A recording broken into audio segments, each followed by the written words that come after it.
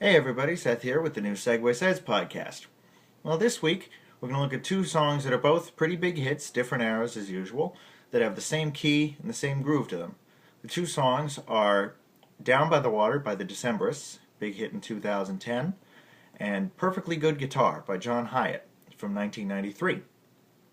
And these two songs, both in E minor, both have the same beat, and this one is going to be pretty self-explanatory once you hear the songs. Now, Down by the Water was inescapable for a little while. It was always on the radio in the restaurants. And the trouble was, it actually took me a long time to figure out what it was because it was on the radio in the restaurants. So I couldn't quite hear it enough to distinguish it. I just heard the straightforward E minor groove and the harmonica in the beginning and assumed it was Tom Petty. If you listen to a lot of old Tom Petty, you'll know what I'm talking about. Anyway, it's the one that goes like this. The right hand here is the harmonica.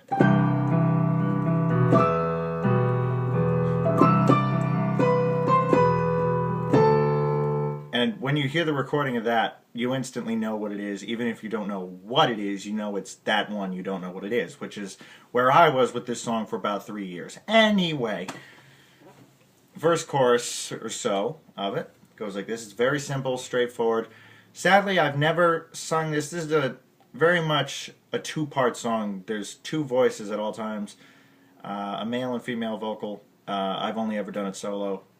I'm hoping to find someone to do the harmonies for me someday, but this is what a solo version would sound like.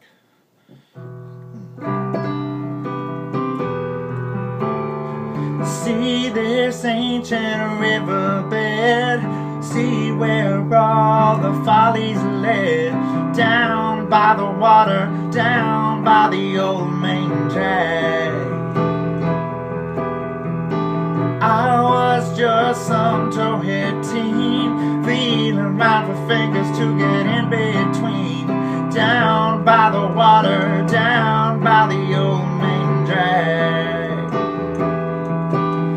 Well, the season rubbed me wrong. The summer's wells unknown. So knock me down, tear me up. I would bear it all broken just to fill my cup. Down by the water, down by the old main drag.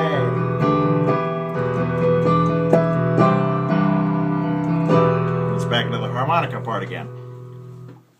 And because of this segue, it's very difficult for me to sing that without making the voice sound kind of John Hiatt-like, and I'll get into that a little more as we progress now.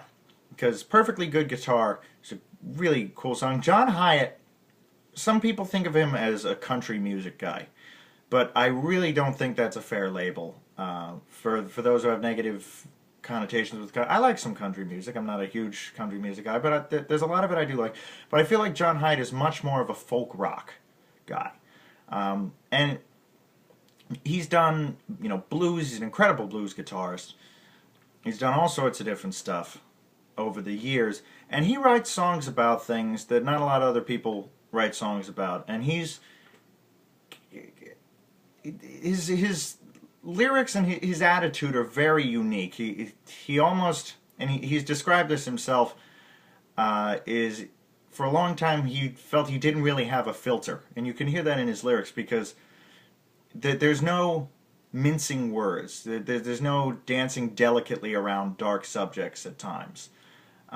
It's very straightforward, very matter of fact.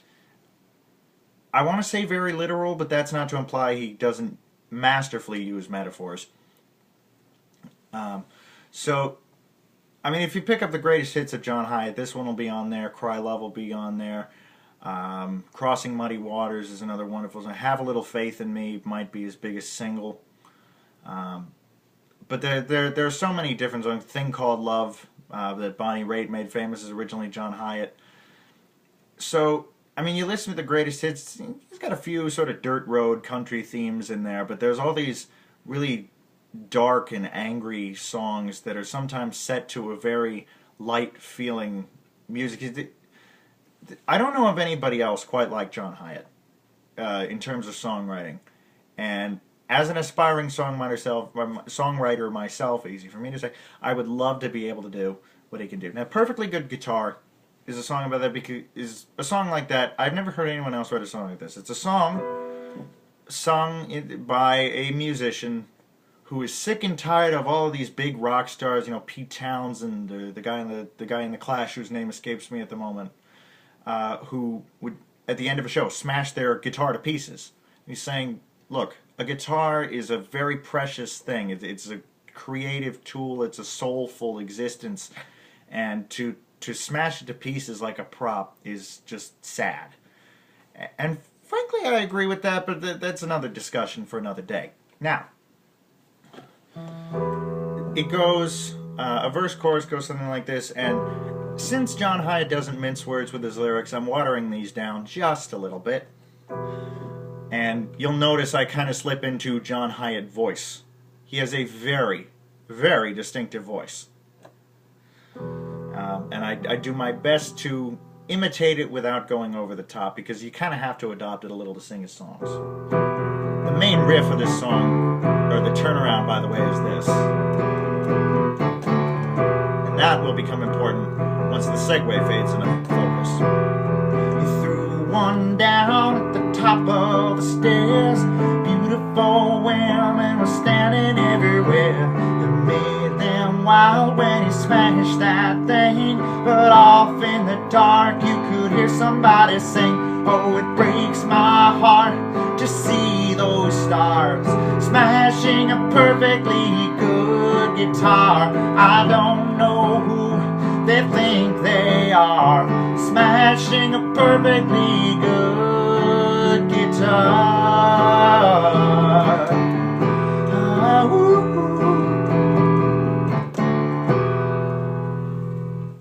And there's a number of verses after that, but that's the basic structure of the song. And unfortunately, I cannot find any versions of this on YouTube or on live albums or anything, but if you ever have a chance to see John Hiatt solo live, and he plays that song, there's a pretty good chance he'll do this folk, like acoustic folk reinterpretation of it. I have a long history with that version that I'll explain to you some other time if you're actually interested. But I'll post a link on the comments section of this video to a video of it if I can ever find it, because it's really cool. It really gives the song a new dynamic to it. But for the purposes of this segue, we need the original, because we need this very driving 4/4, 1, 2, 3, 4, 1, 2, 3, 4. There's not so much of a backbeat with these songs. All four beats are very heavily emphasized. And they have that in common, and as I said, they're both in E minor. So, it really isn't difficult to see where this is going. Now, I like to start with Down by the Water. So, basically, you start in the last chorus, which has a tag ending, down by the water, down by the old main drag. Down by the water, down by the old main drag. And astute observers will notice that this is in fact the chord turnaround from Perfectly Good Guitar, where Down by the Water would usually end on the E minor. Threw one down the top of the stairs, beautiful women were standing everywhere. And you would progress from there. Again, it's a very smooth thing, and at the end of Perfectly Good Guitar, you can choose to go back into the chorus of Down by the Water if you like to. So that would sound something like this. You have the last chorus of Perfectly Good Guitar, which I like to embellish a little. Breaks my heart to see those stars smashing a perfectly good guitar. I don't know who they think they are, smashing a perfectly good guitar.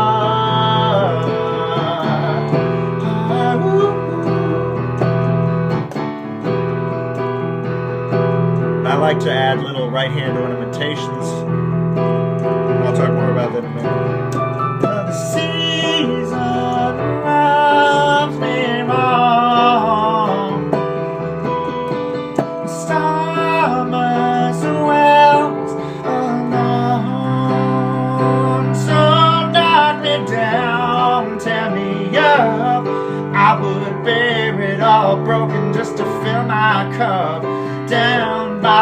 water, down by the old main drag. Down by the water, down by the old main drag. Down by the water, down by the old main drag.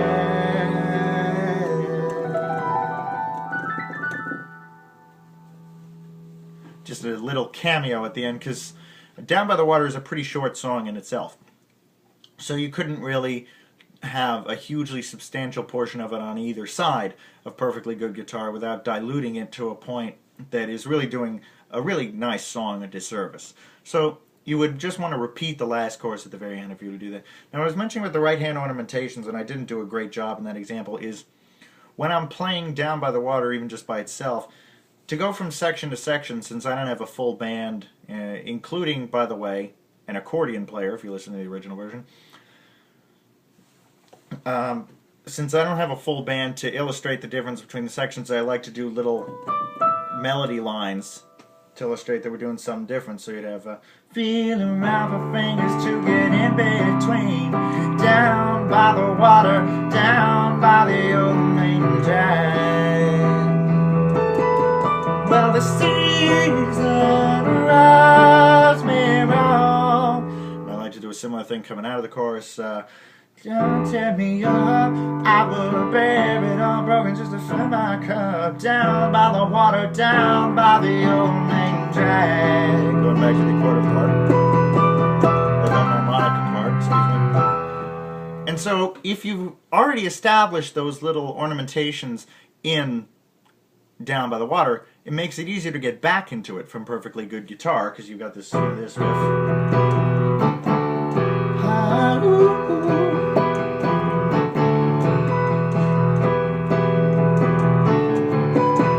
Well, the season rubs me wrong. Like that. So it's a tiny little thing that sometimes listeners won't even notice consciously, but it's there just below the surface to sort of guide you back in to where you started. So that's a little tip that you can use in this one, or indeed in just about any back and forth segue that you choose to do. Well, hopefully you've enjoyed this. If I'm keeping count correctly, this is actually the 40th Segue Says podcast.